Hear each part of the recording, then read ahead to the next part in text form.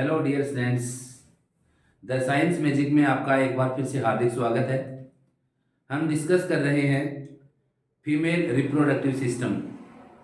और female reproductive system के अंतर्गत हमने जो लास्ट क्लास थी अपनी, उस क्लास में हमने प्राइमरी रिप्रोडक्टिव ऑर्गन फीमेल के अंदर ओवेरी यानी अंडाशय, उसके बारे में डिस्कशन किया था। और साथ ही हमने डिस्कशन किया था उसमें oogenesis इन ओवेरी, अंडाशय में अंडजनन किस प्रकार से होता है।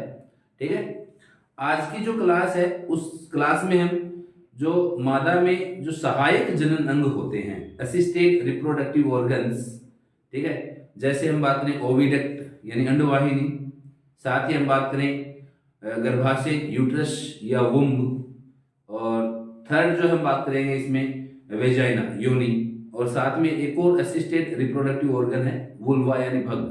ठीक है, तो आज की जो क्लास है उसमें हम स्टार्ट करते हैं ओविडक्ट या फैलोपियन ट्यूब, अंडवाहिनी, यानी मादा जनन तंत्र के अंतर्गत अंडवाहिनी जो है ये एक सहायक जनन अंग के रूप में पाया जाता है। ठीक है, यानी हम बोल सकते हैं कि मादा जनन तंत्र में प्रथम सहायक जननांग, प्रथम सहायक जनन अंग, ठीक है, जननांग, या यूं कहें अपन कि first assisted reproductive organ in female, human female. ठीक है, देखो अंडवाहिनी, अब नाम देखो क्या है इसका, अंडवाहिनी यानी अंडाणुओं का वहन करने वाली। इसकी लंबाई अगर हम देखें तो इसकी लंबाई होती है लगभग 10 से 12 सेंटीमीटर, 10 से 12 सेंटीमीटर होती है।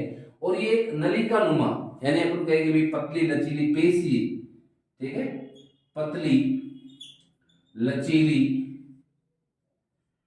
पेशीय, पेशीय संकुचनशील, कॉन्ट्रैक्टाइल संकुचनशील कुंडलित नलिकानुमा संरचना होती है, या कॉइल स्ट्रक्चर होती है, कॉइल ट्यूबुलर स्ट्रक्चर, कुंडलित नलिकानुमा संरचना होती है, नलिकानुमा संरचना होती है। ठीक है, अब बात करें इसमें जो अंडवाहिनी, इसका मेन फंक्शन भाई हम बात कर चुके हैं, अंडवाहिनी यानी अंडाणुओं का वहन करना। इसकी लंबाई 10 से 12 सेंटीमीटर। देखो इसकी जो लोकेशन है, अगर हम बात करें फीमेल रिप्रोडक्टिव सिस्टम, तो फीमेल रिप्रोडक्टिव सिस्टम कंप्लीटली जो फीमेल है, ह्यूमन फीमेल, उसकी बॉडी कैविटी में जो पेल्विक रीजन होता है उस पेल्विक रीजन के अंदर ही होता है। ठीक है, अब अगर मान लो इसकी हम पार्ट की बात करें, ओविडक्ट या फैलोपियन ट्यूब के जो पार्ट हैं, उन पार्ट्स की बात 3 पार्ट के अंदर बटी होती है ये। ठीक है, जैसे हम बात करें इसमें पार्ट फर्स्ट इसका होता है, फर्स्ट वो होता है कीपक या इनफंडिबुलम, कीपक या इनफंडिबुलम, इनफंडिबुलम। ठीक है, सेकंड इसका पार्ट होता है तुम्बिका या एम्पूला, तुम्बिका या एम्पूला, तुम्बिका या एम्पूला।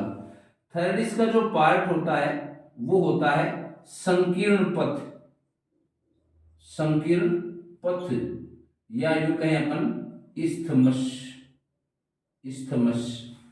ठीक है, अब देखो इसका अगर हम रफली डायग्राम देखें मादा जनन तंत्र का, तो रफली डायग्राम देखें इसका, देखो मादा जनन तंत्र जो होता है वो इस प्रकार से, जैसे मान लो मैं बता यहां पर बनाए अपन इसको, ठीक है, इस प्रकार से, ठीक है ना, ये जो पार्ट बनेगा इसमें, ठीक है, ये पार्ट हम बना रहे हैं यूट्रस वाला। ठीक है, साथ ही ये पार्ट हम बना रहे हैं इसमें, ठीक है, ये पार्ट, ठीक है, ये पार्ट कंप्लीटली क्या है भाई, यूट्रस वाला पार्ट है, यूट्रस वाला पार्ट होता है इसके अंदर ही। ठीक है,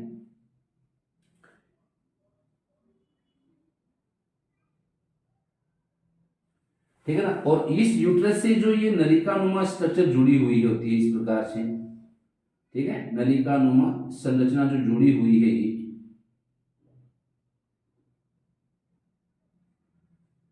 इस प्रकार से कुंडलित नलिकानुमा संरचना ना, कुंडलित नलिकानुमा संरचना जो जुड़ी होती है इसके अंतर्गत,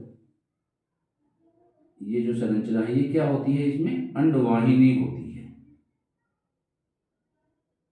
ठीक है, ये होता है इसका अंडवाहिनी वाला पार्ट।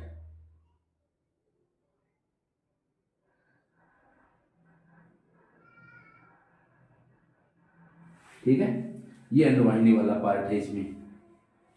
अगर हम बात करें इसमें साथ में, जैसे मान लो ये इसमें बीच वाला जो पार्ट है इनफंडिबुलम के मध्य भाग में, ये जो भाग होता है इसको बोलते हैं छिद्र, जो होता है ना छिद्र बीच में, ठीक है, ये होता है ओस्टियम। और इसमें साथ में यहां जुड़े होते हैं क्या, यहां जुड़े होते हैं लिगामेंट्स की सहायता से अंडाशय। ठीक है, ये मान लो इसके अंदर क्या है, अंडाशय है। ठीक है, इस प्रकार से ये क्या है भाई, अंडाशय। ठीक है, जैसे यहाँ इधर वाला पार्ट है, इसकी भी अगर हम इस प्रकार से डायग्राम बनाएं इसका, ठीक है, ये जो अंगुलीनुमा प्रवर्ध या जो उभार होते हैं, फिम्बरी जो होते हैं, ये फिम्बरी जो होते हैं इससे जुड़े हुए होते हैं इस प्रकार से, इस प्रकार से। ठीक है, इस प्रकार से जुड़े हुए होते हैं। ठीक है, और इसके बीचों बीच क्या होता है, एक छिद्र होता है। ठीक है ना, इस प्रकार से। फिर हम बात करें इसमें, ये जो नीचे वाला पार्ट है इसमें यूट्रस का, ठीक है, इस यूट्रस में नीचे वाला जो ये पार्ट होता है,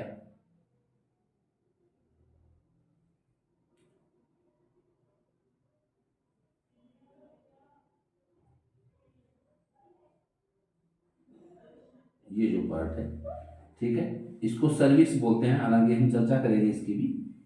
ठीक है, साथ में इधर वाला जो डायग्राम है,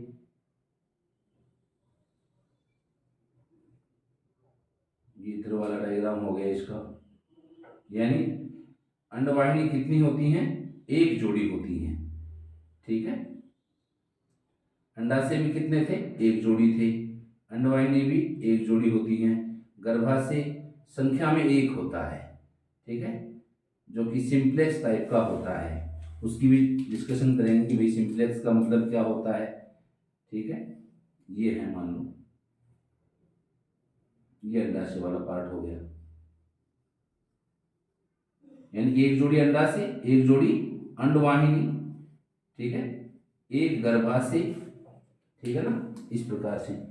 डायग्राम थोड़ा इधर वाला थोड़ा लंबा बन गया होगा। ठीक है, इस प्रकार से। अब देखो इसके अंतर्गत जो अंडवाहिनी होती है, अंडवाहिनी, ठीक है, इसमें हम बात करें इसकी अंडवाहिनी की, तो अंडवाहिनी के 3 भाग बताए आपको ना, सॉरी, अंडवाहिनी के जो 3 भाग बताए गए हैं आपको, ये 3 भाग कौन कौन से हैं, देखो ये जो पूरा पार्ट होता है यहां से लेकर के यहां तक का पूरा पार्ट, ठीक है, इस पूरे पार्ट को बोलते हैं इनफंडिबुलम। क्या बोलते हैं इसको, इनफंडिबुलम बोलते हैं। ठीक है, इस इनफंडिबुलम के अंदर देखो, इस इनफंडिबुलम के अंदर एक तो होते हैं अंगुली जैसे प्रवर्ध या उभार, अंगुली जैसे प्रवर्ध या उभार होते हैं। इन अंगुली जैसे प्रवर्ध या उभारों को क्या बोलते हैं, इन अंगुली जैसे प्रवर्ध या उभारों को बोला जाता है फिम्बरी। क्या बोलते हैं इनको, फिम्बरी बोलते हैं, झालर। और इन अंगुली जैसे उभारों के बीच में क्या होता है, एक छिद्र होता है, उस छिद्र को क्या बोलते हैं, इस छिद्र को क्या बोलते हैं, ओस्टियम। क्या बोलते हैं भाई, ओस्टियम बोलते हैं। ठीक है, यानी इनफंडिबुलम जो होता है, ये स्वयं से हम बात करें तो ये 2 पार्ट के अंदर डिवाइड होता है इनफंडिबुलम। ठीक है, एक तो होता है इसमें फिम्बरी यानी झालर, ठीक है, और एक होता है इसमें ओस्टियम। ठीक है, अब फिम्बरी या झालर क्या होते हैं, तो हम बात करेंगे, देखो अंडाशय से जुड़ी हुई, यानी अंडाशय से जुड़े हुए, अंडाशय से जुड़े हुए, जुड़े हुए अंगुली समान प्रवर्ध, अंगुली समान प्रवर्ध क्या कहलाते हैं भाई, अंगुली समान प्रवर्ध क्या कहलाते हैं, फिम्बरी कहलाते हैं। ठीक है, और ओस्टियम क्या होता है, जो फिम्बरी होती है उनके बीचों बीच एक छिद्र होता है, फिम्बरी के मध्य में एक छिद्र होता है, ठीक है, एक छिद्र क्या कहलाता है, ओस्टियम। अब देखो होता क्या है, जैसे ही अंडाशय से अंडोत्सर्जन होता है, ओव्यूलेशन होता है, तो ये फिम्बरी क्या करती रहती है, उसमें उद्दीपन के कारण मूव करती रहती है ऐसे, ठीक है। और जैसे मान लो यहां से ओव्यूलेशन हुआ, अंडाणु बाहर निकला, ये फिम्बरी क्या करती है, उसको एक तरह से कैच कर लेती है, और कैच करने के बाद में क्या करती है, इसको ओस्टियम के अंदर प्रवेश करवा देती है, ओस्टियम यानी छिद्र में प्रवेश करवा देती है। और जो अंडाणु होता है वो यहां से निकलने के बाद तुरंत कहां चला जाता है, अंडवाहिनी में चला जाता है, ठीक है। तो कीपक वाला जो भाग होता है इनफंडिबुलम, ठीक है, ये अंडाशयों के समीप का भाग होता है, दोनों अंडवाहिनियों में कैसा होता है, ये अंडाशयों के समीप का भाग होता है, दोनों अंडवाहिनी यानी एक जोड़ी अंडवाहिनी होती है, ठीक है। और इन दोनों के जो समीप का ये जो भाग होता है, इसको हम क्या बोल रहे हैं, केवल कीपक बोल रहे हैं, ठीक है, जिसमें दो पार्ट आपको बताए हैं, ठीक है। इसमें इन फिम्बरी का जो पार्ट काम होता है, ये एक तरह से जुड़ी होती है इस प्रकार से इनमें, ठीक है। और जैसे अंडाणु आता है, इसको ये ओस्टियम के अंदर प्रवाहित कर देती है, भेज देती है इसके अंदर, ठीक है। फिर बात आती है तुम्बिका, एम्पुला। एम्पुला या तुम्बिका क्या होता है, तो देखो अंडवाहिनी के मतलब इनफंडिबुलम के ठीक आगे वाला ये भाग, ठीक है, इस भाग को हम क्या बोलते हैं, एम्पुला बोलते हैं। क्या बोलते हैं भाई, एम्पुला बोलते हैं। और एम्पुला जो होता है, ठीक है, ये कीपक से थोड़ा आगे फूला हुआ भाग, ठीक है, यानी हम कहें कि इनफंडिबुलम से आगे का फूला हुआ भाग क्या कहलाता है, एम्पुला कहलाता है। सामान्यतः इसको निषेचन स्थल माना गया है मनुष्य में, ठीक है। क्या माना गया है इसको, निषेचन स्थल। मनुष्य में क्या होता है, ये फर्टिलाइजेशन स्पॉट माना गया है, निषेचन स्थल, ठीक है। किसको, एम्पुला या तुम्बिका को माना गया है, मनुष्य में निषेचन स्थल माना गया है इसको, ठीक है। अब हम बात करेंगे इसको एक क्वेश्चन के रूप में, ठीक है, मनुष्य में निषेचन स्थल के रूप में क्या मिलता है, तो एम्पुला या तुम्बिका। एम्पुला या तुम्बिका क्या होता है, तो इनफंडिबुलम से ठीक आगे वाला जो भाग होता है, ये थोड़ा फूला हुआ होता है, इसको बोलते हैं एम्पुला, ठीक है। फिर बात आती है कि इस्थमस या संकीर्ण पथ क्या है। अब देखो इतना जो पार्ट था इनफंडिबुलम वाला, इसके ठीक आगे वाला ये जो भाग है, ये क्या है, एम्पुला वाला। बाकी जो ये पूरा नलिकानुमा भाग होता है, ठीक है, यानी इनफंडिबुलम और एम्पुला वाले भाग को छोड़कर शेष जो कुंडलित नलिकानुमा भाग होता है, इस कुंडलित नलिकानुमा भाग को क्या बोलते हैं, इस कुंडलित नलिकानुमा भाग को बोला जाता है इस्थमस या संकीर्ण पथ। और इस्थमस या संकीर्ण पथ ही, ठीक है, यूट्रस यानी आपके गर्भाशय यूट्रस के फंडस भाग से जुड़ा होता है, फंडस भाग से जुड़ा रहता है, ठीक है। कैसा भाग होता है ये, मतलब एक पतली नलिकानुमा, कुंडलित नलिकानुमा, यानी हम कहें कि भी ये एक संकरी या यूं कहीं पर कुंडलित नलिकानुमा भाग होता है, संकरी कुंडलित नलिकानुमा भाग होता है, ये नलिकानुमा भाग होता है। यानी जब हम कहें कि भैया निषेचन हो जाएगा ना, ठीक है, तो निषेचन होने के बाद जब जाइगोट बनेगा, युग्मनज, द्विगुणित एक कोशिकीय संरचना, द्विगुणित एक कोशिकीय संरचना युग्मनज जो बनता है, वो युग्मनज यहां से एम्ब्रियोनिक डेवलपमेंट करते हुए, ठीक है, यानी भ्रूणीय परिवर्तन की जो प्रावस्था से विदलन है, ठीक है, या मोरुलेशन है, वो मोरुलेशन अवस्थाएं जो हैं वो प्राप्त करते हुए कहां पहुंच जाता है, यूट्रस के अंदर आ जाता है, ठीक है। तो हम कहेंगे गर्भाशय के फंडस भाग से जुड़ा रहता है संकीर्ण पथ, सबसे लंबा अंडवाहिनी का सबसे लंबा और पतली नलिकानुमा कुंडलित जो भाग होता है उसको हम क्या बोलते हैं, इस्थमस। इसी के द्वारा भ्रूणीय परिवर्तन जैसे विदलन और मोरुलेशन कंप्लीट करता हुआ भ्रूण जो है वो कहां प्रवेश कर जाता है, एम्ब्रियो में, सॉरी यूट्रस के अंदर प्रवेश कर जाता है, गर्भाशय में प्रवेश कर जाता है, ठीक है। अब देखो इसमें बात आती है कि अंडवाहिनी जैसे शुक्रवाहिनी, शुक्राणुओं का वहन करने वाली एक जोड़ी थी, ठीक है, नर मनुष्य में। यहां मादा मनुष्य में अंडवाहिनी भी एक जोड़ी है, ये भी अंडाणुओं का वहन करती है। शुक्रवाहिनी जो होती है वो किसी प्रकार के पोषक पदार्थ का स्राव नहीं करती है, ठीक है, यानी किसी प्रकार का न्यूट्रिशन मटेरियल जो है वो सीक्रेट नहीं करती है। जबकि अंडवाहिनी की जो भित्ति होती है ना, इसकी अंडवाहिनी की भित्ति, ठीक है, इसकी जो भित्ति होती है वो उपकला कोशिकाओं से बनी होती है। किससे बनी होती है? उपकला कोशिकाओं से बनी होती है। वैसे आप जानते हैं इन चीजों को, ठीक है, कि उपकला उत्तक कहाँ मिलता है, तो आप बताएंगे उपकला उत्तक जो है सामान्य तौर पर जो नलिकाएं होती हैं, ठीक है, या हमारे जो आंतरिक अंग होते हैं उनके बाहरी स्तर और उनके ल्यूमेन का जो आंतरिक स्तर होता है वो बनाता है। तो इसकी भित्ति उपकला कोशिका से बनी है और इस उपकला कोशिकाओं में ही कुछ कोशिकाएं कैसी होती हैं? स्रावी होती हैं, सिक्रेटरी होती हैं। कुछ कोशिकाएं कैसी होती हैं? श्लेष्मल भी होती हैं, ठीक है, सिक्रेटरी नेचर की होती है, कुछ म्यूकस नेचर की होती हैं। तो यहां पर क्या होता है, मतलब अंडवाहिनी का जो भाग होता है ना, उसके अंदर मतलब एक गाढ़ा लसलसा तरल पदार्थ भरा होता है और गाढ़ा लसलसा तरल पदार्थ जो होता है वो क्या करता है, एक तरह से युग्मनज जब बन जाएगा तो उसको पोषण प्रदान करने का काम करता है, यानी अंडाणु को या यूं कहें निषेचित अंडाणु को पोषण प्रदान करने का काम भी करता है। साथ में ये ध्यान रखना है कि अंडवाहिनी की जो भित्ति है उसमें कुछ पक्षमाभी कोशिकाएं भी होती हैं, ठीक है, सीलिएटेड सेल, पक्षमाभी कोशिकाएं भी पाई जाती हैं। भाई सीलिया या पक्षमाभ, ठीक है, जैसे श्वास नली के अंदर होते हैं, ठीक है, शुक्रवाहिनी के अंदर होते हैं, साथ ही हम बात करें अंडवाहिनी के अंदर होते हैं। तो ये क्या करते हैं, पक्षमाभ यहां से मूव करवाते हैं संरचना को, ठीक है। भाई कॉन्ट्रैक्टाइल तो है ये, ठीक है, संकुंचन तो होंगे इसमें, ठीक है, साथ में यहाँ पर क्या होता है, सीलिया पाए जाते हैं। तो सीलिया क्या करते हैं, इसको मतलब मूव करवाते हैं जाइगोट को, ताकि जाइगोट कहाँ गति कर जाए, यूट्रस के अंदर आ जाए, ठीक है, अपने एम्ब्रियोनिक जो प्रोसेस है उनको कंप्लीट करता हुआ, ठीक है।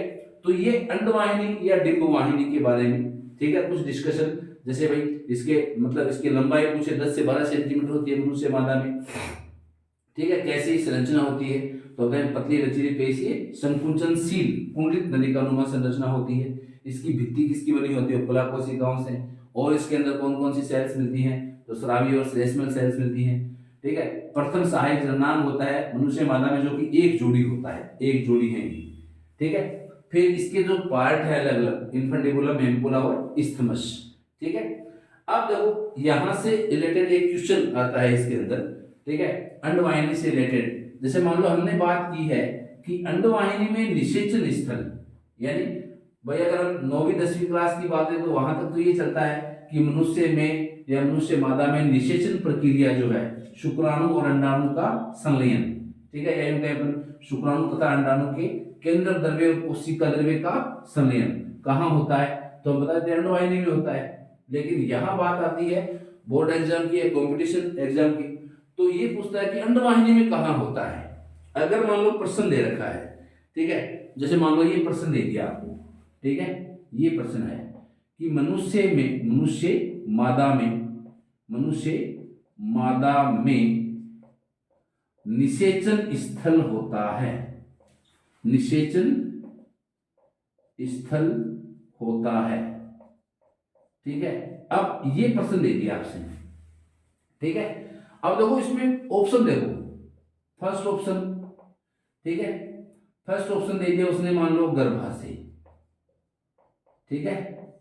सेकंड ऑप्शन दे दिया मान लो उसने योनि, ठीक है। थर्ड ऑप्शन दे दिया मान लो उसने अंडवाहिनी, ठीक है। और फोर्थ ऑप्शन दे दिया मान लो उसने अंडाशय, ठीक है। तो यहां इसका आंसर सीधा सीधा है मनुष्य मानव निषेचन स्थल होता है, तो आप इसका आंसर दे देंगे अंडवाहिनी होता है, ठीक है। लेकिन उसने ऑप्शन चेंज कर दिए, ऑप्शन चेंज, ये ऑप्शन नहीं दिए मान लो, ठीक है।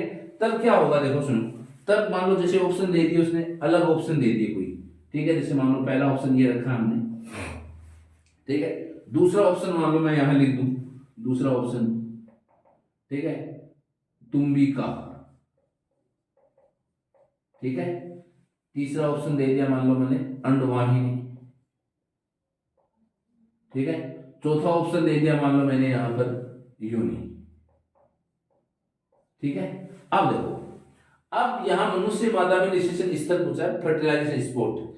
उससे पहले वाले प्रश्न में तो मतलब योनि है, अंडाशय है, गर्भाशय तो होते ही नहीं है, तो अंडवाहिनी था सही आंसर। लेकिन यहाँ सही आंसर क्या होगा, एम्पुला या तुम्बिका। यानी यहाँ का जो सही आंसर है वो क्या होगा भाई, एम्पुला या तुम्बिका होगा। क्यों, क्योंकि एम्पुला निषेचन स्थल माना गया है। अगर तीसरा टाइप का जो क्वेश्चन है वो आ जाए यहाँ पर, इस प्रकार से आ जाए, मान लो जैसे एम्पुला भी दे दिया उसने, मान लो, ठीक है, और ये भी दे दिया, एक ऑप्शन और चेंज कर देते हैं अपने यहाँ पर, ठीक है, बी वाला ऑप्शन ये दे दिया, ठीक है, और डी वाला ऑप्शन ये लिख दिया, तुम्बिका तथा तुम्बिका व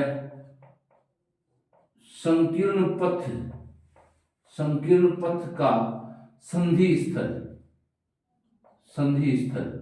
तब यहां बात आती है कि गर्भाशय तो होना नहीं है, ठीक है, गर्भाशय तो होना नहीं है निषेचन स्थल, अंडवाहिनी भी होता है निषेचन स्थल, ठीक है, लेकिन अंडवाहिनी में तुम्बिका होता है, ठीक है, लेकिन इससे भी सही जो सटीक डीप आंसर होगा वो क्या होगा, तुम्बिका और संकीर्ण पथ का संधि स्थल, ठीक है। यानी यहां जो सटीक आंसर बैठेगा वो क्या होगा, तुम्बिका तथा संकीर्ण पथ का संधि स्थल। द कनेक्टिंग पार्ट या इसका भी जो लोकेशन है, इस पे जो पार्ट होता है वो किसका, एम्पुला तथा इस्थमस का जो संधि स्थल होता है उसको हम क्या बोलेंगे, फर्टिलाइजेशन स्पॉट बोलेंगे, ठीक है। देखो प्रत्येक बार मैथुन क्रिया, निषेचन क्रिया या अपना कहीं भी निषेचन हो ही जाएगा, ठीक है, इसकी संभावना को व्यक्त नहीं करती है।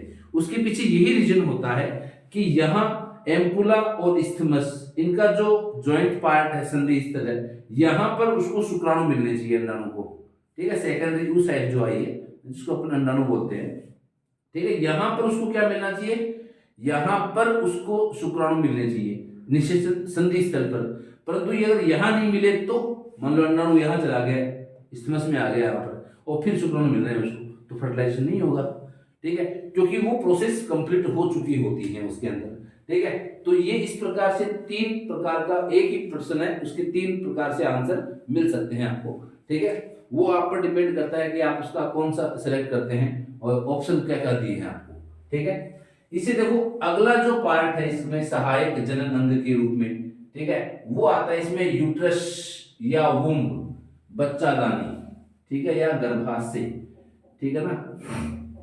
देखो बच्चादानी या गर्भाशय, देखो नाम ही क्या है, बच्चादानी, यानी बच्चे का परिवर्धन या भ्रूण का परिवर्धन, ठीक है। देखो इसमें अगला जो अपना बिंदु है, अगला जो टॉपिक है इसमें, ठीक है, वो है गर्भाशय, गर्भाशय या बच्चादानी, ठीक है, इसको बोलते हैं यूट्रस, यूट्रस या वुम्ब, ठीक है, बच्चादानी। अब देखो इसमें अगर हम बात करें मनुष्य मादा में, मनुष्य मादा में गर्भाशय एक महत्वपूर्ण जनन अंग माना गया है। क्यों माना गया है, इसलिए माना गया है क्योंकि मनुष्य मादा में जो भ्रूण का परिवर्धन होता है, ठीक है, जो भ्रूणीय परिवर्धन होता है वो कहाँ होता है भाई, वो गर्भाशय में ही होता है। कहाँ होता है, वो गर्भाशय में ही होता है। यानी भ्रूणीय परिवर्धन की प्रक्रियाएं जो संपन्न होंगी मोरुलेशन के बाद में, जैसे ब्लास्टुलेशन है, ठीक है, गेस्ट्रुलेशन है, न्यूरुलेशन है, ऑर्गेनोजेनेसिस है, यानी कंप्लीटली एम्ब्रियो से फीटस बनेगा, फीटस से फिर चाइल्ड बेबी बन जाएगा, ठीक है। तो हम कहें कि जो भ्रूणीय परिवर्धन जो प्रोसेस, कंप्लीट प्रोसेस है, वो कहाँ संपन्न होती है, गर्भाशय के अंदर संपन्न होती है, ठीक है। अब गर्भाशय की अगर हम शेप देखें इसकी, ठीक है, देखो इसका परिमाप, देखो इसका परिमाप, ठीक है, इसका परिमाप होता है लंबाई, ठीक है, लंबाई गुणा चौड़ाई गुणा मोटाई, ठीक है, ये कितना होता है, लगभग 7.5 सेंटीमीटर गुणा लगभग 5 सेंटीमीटर गुणा लगभग 2.5 सेंटीमीटर, ठीक है, ये एवरेज इसका परिमाप माना गया है, ठीक है। फिर अगर हम बात करें स्थिति, तो मैंने बताया कि संपूर्ण मादा जनन तंत्र ही उदर गुहा में श्रोणि क्षेत्र में है, ठीक है, तो स्थिति का ज्यादा रोल नहीं रहेगा। साथ ही ये जो गर्भाशय है, ठीक है, इसकी अगर हम शेप देखें तो इसकी जो मतलब आकृति होती है, ठीक है, इसकी आकृति होती है उल्टी नासपति के समान, ठीक है, यानी जो इन्वर्टेड पियर शेप्ड, उल्टी नासपति, इन्वर्टेड पियर शेप के समान होती है इसकी आकृति। और ये भी क्या होता है, देखो सभी अंग हमारे जो देह गुहा के अंदर हैं वो लिगामेंट्स के द्वारा सदे हैं देह गुहा में, या यूं क्या अपन लिगामेंट्स की सहायता से वो अपने देह गुहा के अंदर प्रेजेंट होते हैं। तो ये भी लिगामेंट्स के द्वारा क्या होता है, सदा रहता है, ठीक है। फिर बात आती है कि जो गर्भाशय होता है, गर्भाशय, इसकी आकृति हो गई, इसका परिमाप हो गया, इसका जो मेन फंक्शन है वो एम्ब्रियोनिक डेवलपमेंट हो गया, ठीक है। अब आती है कि ये उल्टी नासपति के समान तो होता है, लेकिन ये खोखली संरचना होती है। कैसी संरचना होती है भाई, एक खोखली संरचना होती है, ठीक है ना, यानी होलो स्ट्रक्चर होती है, ठीक है। अब मनुष्य मादा में जो गर्भाशय पाया जाता है वो गर्भाशय का प्रकार कैसा होता है, तो मेनली 90% या 99% जो अपन चांसेस देखते हैं तो मनुष्य मादा में सिंप्लेक्स टाइप का गर्भाशय मिलता है। कैसा गर्भाशय मिलता है, सिंप्लेक्स प्रकार का, सिंप्लेक्स प्रकार का यूट्रस पाया जाता है, ठीक है। सिंप्लेक्स प्रकार का यूट्रस का मतलब क्या होता है, तो सिंप्लेक्स यूट्रस का मतलब होता है जब, ध्यान से सुनना, जब दोनों ओर की अंडवाहिनियां, जब दोनों ओर की अंडवाहिनियां आपस में जुड़ जाती हैं और एक ही गर्भाशय का निर्माण करती हैं तो उसे बोलते हैं सिंप्लेक्स गर्भाशय। यानी मैं लिख देता हूं कि जब दोनों ओर की ओविडक्ट्स आपस में समेकित होकर एक ही गर्भाशय का निर्माण करें, एक ही गर्भाशय का निर्माण करें तो उसे बोलते हैं सिंप्लेक्स प्रकार का गर्भाशय। नॉन प्राइमेट जो होते हैं, मेनली जो भेड़ बकरियां जो होती हैं, उनके अंदर डुप्लेक्स प्रकार का गर्भाशय मिलता है, ठीक है, या अपन चूहा वगैरह है इनके अंदर, गिलहरी वगैरह है इनके अंदर, ठीक है। उनके अंदर क्या होता है, अंडवाहिनियां आई हैं दोनों तरफ से, एक जोड़ी होती है अंडवाहिनियां दो, ठीक है। अब उन्होंने क्या किया, अलग अलग पार्टीशन बना लिए। जैसे मान लो यहां हम बात करें कि ये आया और यहां से अलग अलग पार्टीशन बन जाता बीच में से, ठीक है, तो दो गर्भाशय बन जाते, तब उसको क्या बोलते हैं अपन, डुप्लेक्स टाइप का। यहाँ मनुष्य मादा में एवरेज औसतन क्या मिलता है, सिंप्लेक्स प्रकार का गर्भाशय मिलता है। अगर किसी अपवाद से किसी महिला में डुप्लेक्स प्रकार का हो सकता है, ठीक है ना, तो सिंप्लेक्स टाइप का गर्भाशय क्या होता है, तो आप कहेंगे जब दोनों ओर की अंडवाहिनी आपस में जुड़ जाएं, समेकित हो जाएं और एक ही गर्भाशय का निर्माण करें तो उसे हम क्या बोलते हैं, सिंप्लेक्स टाइप का गर्भाशय बोलते हैं, ठीक है। इससे देखो आगे की जो बातें होती हैं, जैसे मान लो हम बात करें कि इसमें जो इसके पार्ट कितने हैं अंडाशय गर्भाशय के,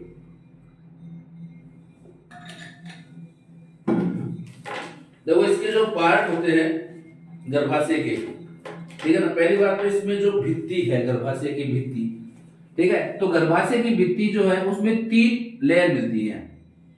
सबसे बाह्य जो परत होती है, सबसे बाह्य परत, उसको बोलते हैं पेरीमेट्रियम। क्या बोलते हैं उसको, पेरीमेट्रियम बोलते हैं, ठीक है। फिर मध्य वाली जो परत होती है, मध्य परत, गर्भाशय भित्ति की मध्य परत, इसको बोलते हैं मायोमेट्रियम। क्या बोलते हैं इसको, मायोमेट्रियम बोलते हैं। सबसे अंदर वाली जो परत होती है ना, आंतरिक परत या अंतः परत, ठीक है, इसको बोलते हैं एंडोमेट्रियम।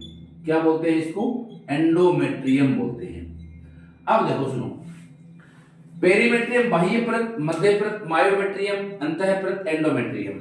ये जो होती है सामान्यतः किसकी बनी होती है, पेरीमेट्रियम, तो हम कहेंगे जो देहगुह्य उपकला होती है उसकी बनी होती है। किसकी बनी होती है, ये देहगुह्य उपकला की, यानी हम कहें सॉरी देहगुह्य उपकला की बनी होती है, उपकला से बनी होती है, ठीक है। फिर ये किसकी बनी होती है, तो ये बनी होती है अरेखित पेशियों से, अरेखित पेशियों से बनी होती है, यानी जिसको हम बोलते हैं कि नॉन वॉल्यूंटरी मसल्स या स्मूथ मसल्स, चिकनी पेशियां, उनसे बनी होती है। ये किससे बनी होती है? ये श्लेष्मल होती है, ठीक है, श्लेष्मल परत होती है, ठीक है, एंडोमेट्रियम। अब बात आती है इनका जो कार्य है, फंक्शन, जो मेन फंक्शन क्या होता है। तो इनका जो मेन फंक्शन, जैसे पेरीमेट्रियम का मेन फंक्शन क्या होता है? सुरक्षा का, यानी गर्भाशय की सुरक्षा, प्रोटेक्शन का काम करता है, इसका मेन फंक्शन और इसका मेन फंक्शन। देखो मायोमेट्रियम जो है, मायोमेट्रियम में प्रसव के समय संकुचन उत्पन्न होते हैं। क्या उत्पन्न होते हैं? संकुचन उत्पन्न होते हैं। और मैथुन के समय भी संकुचन उत्पन्न होते हैं। मैथुन के समय भी संकुचन उत्पन्न होते हैं।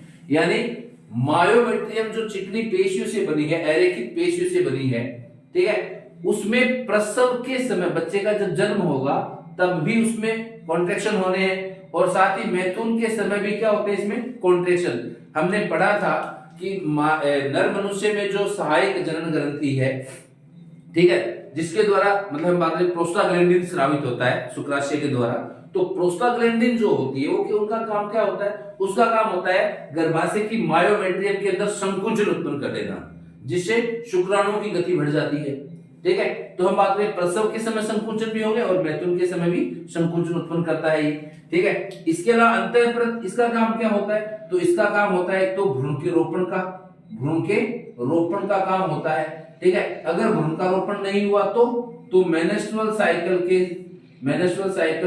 के समय चक्रीय परिवर्तन होते हैं। इसमें क्या होते हैं? साइक्लिक चेंजेस आते रहते हैं इसके अंदर, ठीक है। तो ये इनका मेन फंक्शन पूछ लेता है, अक्सर पूछा गया प्रश्न है कि गर्भाशय के जो भित्ति की जो परत है, कितनी परतें हैं, उनके कार्य लिखो, है ना, नाम और उनके कार्य। तो यहाँ नाम बाह्य परत का पेरीमेट्रियम, मध्य परत का मायोमेट्रियम, अंतः परत का एंडोमेट्रियम, किस किस से बनी है ये, ठीक है, और इनके फंक्शन क्या क्या है, ठीक है।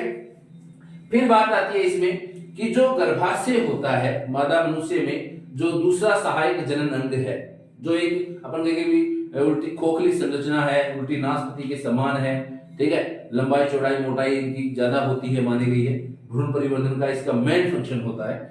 इसके जो भाग होते हैं, देखो भाग का मतलब ये है कि यहाँ पर ये बता रहा है वो कि जैसे मान लो ये तो भित्ति की स्तर हो गए, परत हो गई है ना, और भाग का मतलब इसके भाग कौन से हैं? तो इसका जो एक ये जो नलिकानुमा भाग होता है ना, इस नलिकानुमा भाग को बोला जाता है फंडस।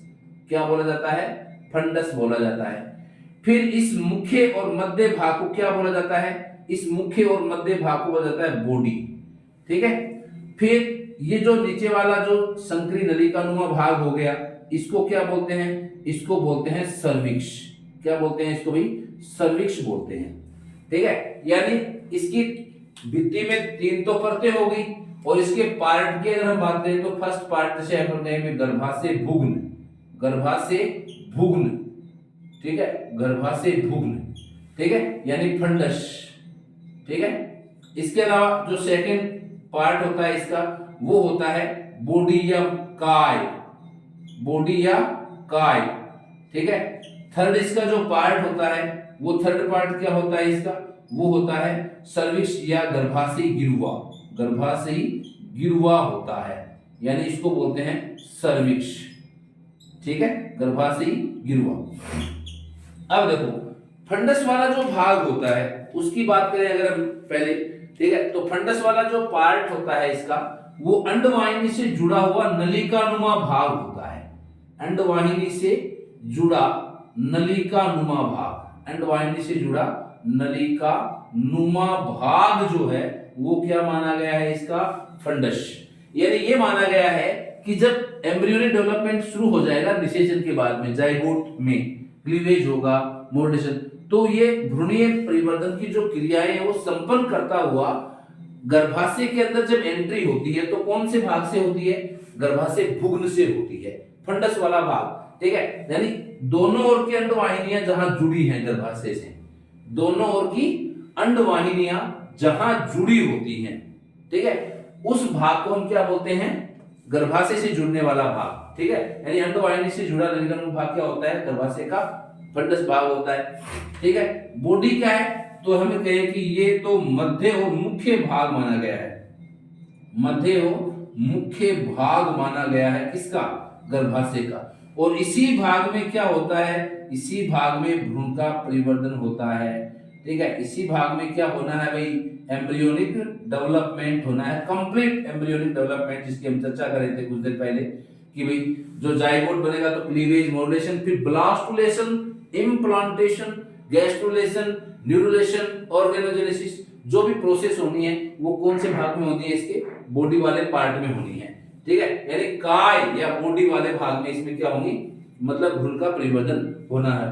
ठीक है, फिर यानी सबसे मुख्य मध्य भाग माना गया है। ठीक है, फिर गर्भाशय गिरवा जो सर्विक्स है, ये कौन सा भाग है, तो ये हम कहेंगे बॉडी के नीचे वाला, बॉडी के नीचे एक नलिका नुमा भाग होता है। बॉडी के नीचे का जो नलिका नुमा भाग होता है, उस नलिका नुमा भाग को क्या बोलते हैं, सर्विक्स या गर्भाशय गिरवा बोलते हैं, सर्विक्स या गर्भाशय गिरवा बोलते हैं। ठीक है, और इस सर्विक्स की और भी अगर इंपोर्टेंट जो मतलब फैक्ट देखें, इसके तथ्य देखें, मतलब इंटरेस्टिंग फैक्ट देखें, ठीक है, आश्चर्यजनक फैक्ट, तो ध्यान रखना कि सर्विक्स जो होती है, सर्विक्स ये सबसे ज्यादा यानी स्ट्रॉन्ग स्फिंक्टर होती है। ठीक है, मानव शरीर की अगर सबसे ज्यादा स्ट्रॉन्ग स्फिंक्टर मानी गई है तो किसको मानी गई है, गर्भाशय गिरवा यानी सर्विक्स को माना गया है। कैसे माना गया है, ठीक है, तो ध्यान रखना, देखो गर्भाशय का जो निर्माण हुआ है, ठीक है, ये परतें हैं, ये सब किससे बनी है भाई, लचीले तंतुओं से बना है पूरा पार्ट। ठीक है, और इसका जो गर्भाशय गिरवा वाला ये जो भाग होता है इसका, ये नलिकानुमा भाग, ठीक है, ये नलिकानुमा भाग जो है, ये सर्विक्स, इसको मनुष्य शरीर की यानी नर मनुष्य और मादा मनुष्य में अगर कोई सबसे शक्तिशाली मजबूत अवरोधक पेशी है, अवरोधक स्फिंक्टर रोकने वाली, ठीक है, तो वो कौन है, सर्विक्स है। यानी इसकी भित्ति के अंदर सबसे मजबूत पेशियां पाई जाती हैं। इसको सबसे मजबूत अवरोधक पेशियां क्यों कहें, क्योंकि इसलिए माना गया है भाई क्योंकि ये ना, ये गुरुत्व के विरुद्ध 7 किलोग्राम वजन को उठाए रखने में सक्षम होता है।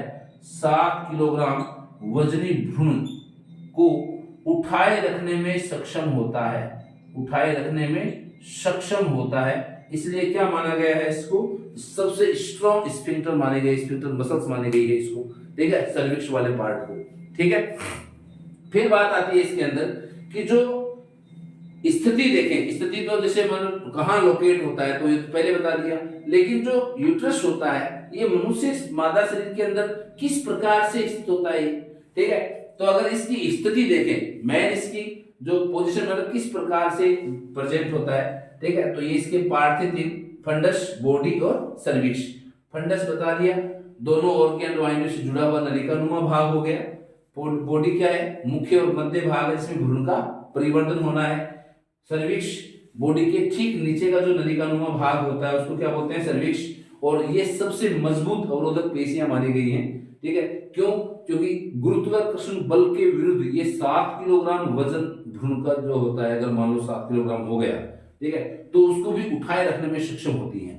ठीक है, बाकी ऐसी कोई बॉडी के अंदर यानी मानव शरीर के अंदर ऐसी कोई मांसपेशियां या अवरोधक पेशियां नहीं है जो इतने ज्यादा वजन को गुरुत्वाकर्षण के विरुद्ध उठाए रखने में सक्षम हो, वो भी इतने लंबे समय तक। ठीक है, फिर बात आती है, देखो इस सर्विस के पीछे एक मतलब इंटरेस्टिंग बात ये भी है, ठीक है, कि माँ, देखो अपन बात करते हैं माता पिता, तो माँ का नाम पहले आता है क्योंकि बच्चे के अंदर माँ का जो रक्त है वो समाया हुआ होता है। उस माँ ने उस वजनी वाले भ्रूण को अपनी मतलब शरीर से सटा करके अपने शरीर के अंदर रखा हुआ है। ठीक है, गिरने नहीं दे रही। अगर मान लो किसी नर मनुष्य को बोल दें कि आप किसी महिला की बराबरी कर सकते हैं क्या, गर्भस्थ या गर्भा जो प्रेग्नेंट महिला है उसकी, तो वो नहीं कर सकता है ना। उसके अगर मतलब पेट के ऊपर अपन 2 किलो का पत्थर भी बांध दें अगर, ठीक है, तो वो भी मतलब 24 घंटे में ऑपरेशन हो जाएगा। लेकिन एक माँ जो है वो अपने बच्चे को, अपने भ्रूण को, ठीक है, जब तक उसका जन्म नहीं होता तब तक वो उठाए रखने में सक्षम होती है। इसका मतलब माँ महान होती है। ठीक है ना। फिर बात करें अगर, देखो इसमें जब जो इसका अगली जो पार्ट है इसका, ठीक है, यूट्रस का या वुंब, बच्चादानी, ठीक है। देखो इसकी जो स्थिति की बात आती है तो एक बात तो आती है कि गर्भाशय कहाँ स्थित है, ठीक है। अगर ऐसी बात करता है तो आप क्या कहेंगे कि भाई देह गुहा में है, ठीक है, देह गुहा में है और श्रोणि क्षेत्र में है। लेकिन अगर बात करें वो कि नहीं स्थिति बताओ किस प्रकार से स्थित होता है, तो देखो सुनो, जैसे मान लो ये पार्ट जो होता है, ये पार्ट है, मान लो ये पार्ट है भाई इस प्रकार से, ये तो हो गया मान लो मादा में मूत्राशय, ठीक है, और ये हो गई मान लो मूत्र मार्ग, ठीक है, ये मूत्र छिद्र हो गया, ठीक है ना, ये मूत्र छिद्र। अब इसके ठीक नीचे एक लंबी नलिका नुमा भाग होता है, इस प्रकार से, इस प्रकार से होता है, ठीक है। तो ये जो पार्ट होता है यहां से हम कहेंगे भी ये जो पार्ट है इसमें, ठीक है, ये पार्ट क्या है, ये है गर्भाशय। ये क्या होता है भाई, यूट्रस होता है, गर्भाशय होता है, ठीक है, गर्भाशय। और इसको हम क्या बोलते हैं, इसको हम बोलते हैं जनन छिद्र, जनन छिद्र, ठीक है। ये पार्ट क्या हो गया, योनि हो गई, वेजाइना, ठीक है। अब देखो ये जो मूत्राशय के ऊपर क्या होता है, क्षैतिज रूप से फैला होता है, मूत्राशय के ऊपर क्षैतिज रूप से फैला होता है। कहां से मुड़ा होता है, तो ध्यान रखना इस बात का कि ये इंटरनल ओस से मुड़ करके, इंटरनल ओस से मुड़कर, इंटरनल ओस, ठीक है, से मुड़ करके ये मूत्राशय के ऊपर क्षैतिज रूप से फैला होता है। इसलिए गर्भाशय की जो स्थिति मानी गई है वो कैसी मानी गई है, एंटीफ्लेक्स्ड, कैसी मानी गई है, एंटीफ्लेक्स्ड स्थिति मानी गई है, ठीक है। एंटीफ्लेक्स्ड का मतलब आप बता दोगे कि ये जो गर्भाशय होता है, ठीक है, ये इंटरनल ओस से मुड़ करके मूत्राशय के ऊपर क्षैतिज रूप से फैला है, मूत्राशय के ठीक ऊपर, ठीक है। और इसीलिए क्या बोलते हैं इसको, एंटीफ्लेक्स्ड पोजीशन मानते हैं इसकी, ठीक है। अब ये इंटरनल ओस क्या चीज है, ठीक है। तो देखो एक शब्द आता है इंटरनल ओस, एक शब्द तो आता है इंटरनल ओस, ठीक है, और एक शब्द आता है अभी एक्सटर्नल ओस, एक्सटर्नल ओस, ठीक है। इंटरनल ओस क्या है, तो आप कहेंगे सर्विक्स का वह भाग जो बॉडी से जुड़ा है, ठीक है, सर्विक्स का वह भाग जो बॉडी से जुड़ा है, बॉडी से जुड़ा रहता है, किसकी बॉडी से, यानी गर्भाशय की बॉडी से जुड़ा होता है, ठीक है। और एक्सटर्नल ओस क्या होता है, तो सर्विक्स का वह भाग, सर्विक्स का वह भाग जो जो योनि से जुड़ा होता है, योनि से जुड़ा रहता है, उसको हम क्या बोलते हैं, एक्सटर्नल ओस, ठीक है। इंटरनल ओस किसको बोलेंगे, यानी यहां अगर हम बात करें, ठीक है, तो इसमें ये जो बिंदु है, ये बिंदु, ठीक है, मान लो ये बिंदु पार्ट, ये पूरा पार्ट है मान लो इतना, ठीक है, ये पूरा पार्ट जो है, ठीक है, इसको क्या बोलेंगे, इसको बोलेंगे इंटरनल ओस, ठीक है। और जो योनि से जुड़ने वाला जो भाग है, मान लो ये भाग है, ठीक है, तो इस भाग को हम क्या मानेंगे, एक्सटर्नल ओस, ठीक है। यानी सर्विक्स का वो पार्ट जो बॉडी से जुड़ा है वो तो क्या हो गया, इंटरनल ओस, और जो पार्ट वेजाइना से जुड़ा होता है उस पार्ट को हम क्या बोलेंगे, एक्सटर्नल ओस, ठीक है। तो इंटरनल ओस से मुड़ करके मूत्राशय के ऊपर क्षैतिज रूप से फैला होता है, इसलिए क्या बोलते हैं, इसकी स्थिति को एंटीफ्लेक्स्ड पोजीशन मानते हैं, ठीक है। अब देखो नेक्स्ट इसकी जो बातें हैं, ठीक है, स्थिति हो गई। अब देखो गर्भाशय की जो आंतरिक परत होती है, गर्भाशय की आंतरिक परत, ठीक है, वो आंतरिक परत एंडोमेट्रियम है। अब कई बार आपसे प्रश्न पूछ लेता है कि गर्भाशय के अंदर भी एक अस्थायी अंतःस्रावी ग्रंथि का निर्माण हो जाता है, ठीक है, तो गर्भावस्था के दौरान, ठीक है, तो ये इंपॉर्टेंट पॉइंट है, ध्यान रखना इसको, ठीक है। तो हम यहाँ लेते हैं कि गर्भावस्था के दौरान, यानी प्रेगनेंसी के दौरान, ठीक है, गर्भावस्था के दौरान, गर्भावस्था के दौरान एंडोमेट्रियम लेयर की कोशिकाएं, एंडोमेट्रियम परत की कोशिकाएं, परत की कोशिकाएं तथा भ्रूण की कोशिकाएं, तथा भ्रूणीय कोशिकाएं, भ्रूणीय कोशिकाएं, ठीक है, ये आपस में मिलकर के, ठीक है, कोशिकाएं मिलकर मिलकर प्लेसेंटा या अप्रा का निर्माण करती हैं, प्लेसेंटा या अप्रा का निर्माण करती हैं और प्लेसेंटा या अप्रा का निर्माण करती हैं। अब ये प्लेसेंटा जो होता है ना, ये प्लेसेंटा ही क्या मानी गई है भाई, ये प्लेसेंटा ही माना गया है अस्थायी अंतःस्रावी ग्रंथि, अस्थायी अंतःस्रावी ग्रंथि माना गया है, अंतःस्रावी ग्रंथि। क्यों? क्योंकि ये हार्मोन छोड़ती है, ठीक है। HPL human placental lactogen hormone, ठीक है। ये HCG human chorionic gonadotropic hormone, ठीक है। ये माना जाता है कि इसके द्वारा अंतःस्रावी ग्रंथि है, मतलब रुधिर के अंदर हार्मोन छोड़ेगी ये, ठीक है। अस्थायी क्यों बोले? क्योंकि गर्भावस्था के दौरान ही बनेगी, ठीक है भाई। मान लो कोई मादा जो है वो प्रेग्नेंट नहीं है तो उसके अंदर प्लेसेंटा नहीं बनेगा, प्रेगनेंसी के दौरान ही बनता है प्लेसेंटा, ठीक है। तो हम कहेंगे भी इसको अस्थायी मानेंगे, अंतःस्रावी ग्रंथि है, क्योंकि ये हार्मोन छोड़ती है, HCG हार्मोन छोड़ती है, HPL हार्मोन छोड़ती है, तो हार्मोन छोड़ रही है इसलिए। इसके अलावा प्लेसेंटा जो होता है ना, ये क्या करता है, भ्रूण को या यूं कहें अपन गर्भ को क्या करता है, पोषण प्रदान करता है, ठीक है, सुरक्षा प्रदान करता है और सहारा प्रदान करता है, सहारा प्रदान करता है। यानी एक जो गर्भस्थ शिशु है, ठीक है, उसमें फेफड़े एक्टिव नहीं होते हैं, फेफड़े जन्म लेने के बाद में एक्टिव होने हैं, ठीक है। तो ब्लड सर्कुलेशन तो चल रहा है बॉडी के अंदर, गर्भस्थ शिशु के अंदर, ठीक है। तो फिर ऑक्सीजन कहां से आएगी? तो मां के शरीर के द्वारा ही आती है उसमें ऑक्सीजन, ठीक है। यानी एक गर्भस्थ महिला की श्वसन दर जो है वो बढ़ी हुई मिलेगी। उसके पीछे एक रीजन ये भी है भाई, बड़ा रीजन यही है कि भाई जो गर्भस्थ शिशु है वो श्वसन क्रिया कर रहा है, तो एक तो मनुष्य मादा को अपनी श्वसन क्रिया कंप्लीट करनी है, दूसरे गर्भस्थ शिशु की श्वसन क्रिया कंप्लीट करनी है, तो उसकी जो रेस्पिरेटरी जो रेट होती है, ठीक है, वो इंक्रीज हो जाती है एक तरह से, ठीक है। यानी साथ ही उसको पोषक पदार्थ है, यानी मादा खाएगी और अवशोषित कर लेगी, मतलब सरलतम पदार्थों को ना, भोजन के सरलतम अवयव को, और अवशोषण करने के बाद में रुधिर के द्वारा पहुंचाएगी, ठीक है। तो पोषण दे रही है, सुरक्षा प्रदान कर रहा है प्लेसेंटा, क्योंकि प्लेसेंटा का जो निर्माण है वो जो अपन कहें भी बाह्य भ्रूणीय झिल्लियां, ठीक है, मनुष्य में कोरियम तथा एलेंटोइस,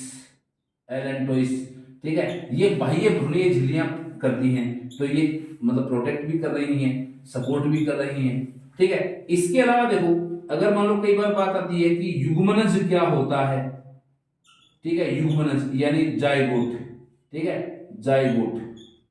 तो यहां पर युग्मनज का मतलब होता है द्विगुणित और एक कोशिकीय संरचना, द्विगुणित और एक कोशिकीय संरचना, या यूं कहें पर डिप्लॉयड एंड यूनिसेलुलर स्ट्रक्चर, ठीक है, मेड आफ्टर फर्टिलाइजेशन, यानी निषेचन के बाद में जो बनने वाली संरचना है, ठीक है, डिप्लॉयड और यूनिसेलुलर स्ट्रक्चर, वो क्या होती है, युग्मनज होता है। फिर बात करें कि वो भ्रूण क्या होता है, फिर एम्ब्रियो या भ्रूण क्या होता है, तो एम्ब्रियो या जो भ्रूण है वो क्या होता है, वो भी द्विगुणित होता है, लेकिन बहुकोशिकीय संरचना होती है, बहुकोशिकीय संरचना, यानी हम कहेंगे diploid and multi cellular structure होती है, ये diploid and multi cellular structure मानी गई है, ठीक है। फिर तीसरी बात आती है कि गर्भ क्या होता है, फिर फीटस या गर्भ क्या होता है, तो फीटस या गर्भ जो है ना वो क्या है, वो भी 2n तो है ही है, बॉडी 2n हो गई, डिप्लॉयड हो गई, ठीक है, लेकिन प्लेसेंटा युक्त, यानी हम कहें कि प्लेसेंटेड एम्ब्रियो,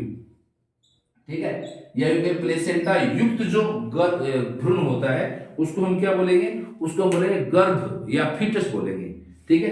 तो आज की जो क्लास थी अपनी, उसमें अंडवाहिनी के बारे में हमने डिस्कस किया, यूट्रस के बारे में डिस्कस किया, और यूट्रस से रिलेटेड जो भी इंपॉर्टेंट पॉइंट जो फैक्ट थे, इंटरेस्टिंग फैक्ट, उनके बारे में हमने डिस्कस किया है, ठीक है। तो आज तक के लिए इतना ही, अब लेते हैं आपसे विदा, मिलेंगे अगली क्लास में, योनि तथा वुल्वा के बारे में डिस्कस करेंगे, तब तक के लिए गुड बाय।